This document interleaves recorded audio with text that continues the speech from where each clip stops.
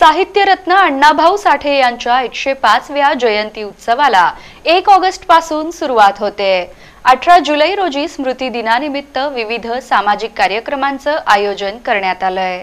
जगविख्यात लोककलावंत, लेखक आणि क्रांतिकारक साहित्यरत्न अण्णाभाऊ साठे यांच्या 105व्या जयंती महोत्सवाला 1 ऑगस्ट पासून सोलापुरात भव्य प्रारंभ होणार असून 3 ऑगस्ट रोजी भव्य दिव्य मिरवणुकीने या उत्सवाची सांगता होणार आहे।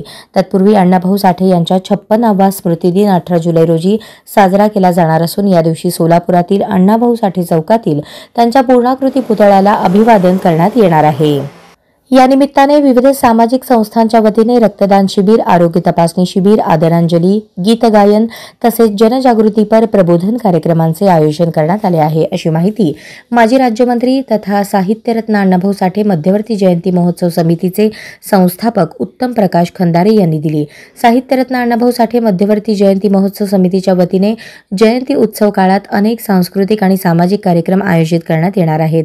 या महोत्सवात अण्णाभाऊ साठे यांची जयंती साजरी करण्यासाठी 100हून अधिक मंडळे सहभागी होणार आहेत। यापैकी सुमारे 55 ते 60 मंडळे त्यांच्या जीवन कार्यावर आधारित देखावे सादर करणार असून त्यातून त्यांच्या कार्याचे स्मरण आणि प्रबोधन होणार आहे।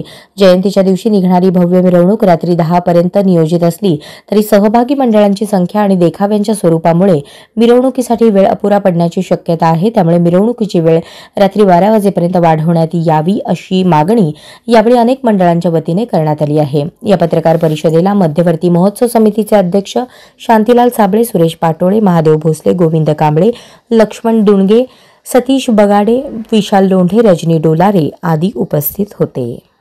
साहित्यरत्न अण्णाभाऊ साठे की ज्यांची ओळख आधी जगातल्या महासत्तेला रशियाला झाली, मग देशाला झाली आणि तदनंतर समाजाला झाली, असे थोर साहित्यिक यांची पुण्यतिथी उद्याच्या 18 जुलैला शुक्रवारी संपन्न होते। त्या पुण्यतिथीप्रीत्यर्थ सोलापूर शहरामध्ये अनेक मंडळांनी मोठ्या प्रमाणात रक्तदान शिबिराचं आयोजन केलेलं आहे। अण्णाभाऊ साठे पुतळ्याजवळ या ठिकाणी आदरांजलीपर गीत गाण्याचा कार्यक्रम दिवसभर ठेवलेला आहे।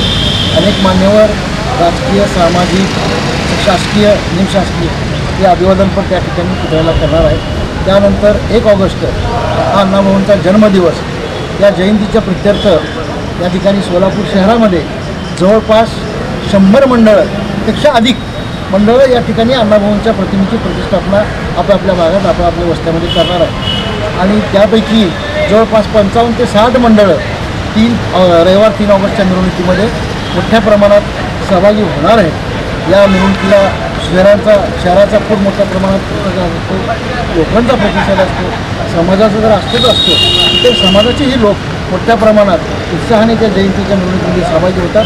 कारण त्या मिरवणुकीने शिस्त, वेळेचं बंधन आणि आपलेपणा आणि कुठलाही अनुचित प्रकार न होऊ देणे ही सगळी पथ्य पाळलेली आहे। शासनाच्या नियमाच्या अधीन राहून त्यांच्या अटीशर्तीप्रमाणेच ही मिरवणूक पार पडते आणि अशी मिरवणूक आतापर्यंत संपन्न झालेली आहे 5 वर्षामध्ये, 95 पासून काल 2024 पर्यंत। आता ही 25ची मिरवणूक रात्री 12 वाजेपर्यंत परवानगीसाठी आम्ही सगळे प्रयत्न केलेले आहेत। आमच्या प्रयत्नाला जवळपास यश आलं आहे असं दिसतंय आणि उद्याच्या 14, 15, 16 तारखेला रिझल्ट येईल। त्या ठिकाणी गृहराज्यमंत्र्यांना आम्ही भेटलो, त्यांनी होकार मान्यता दिलेली आहे।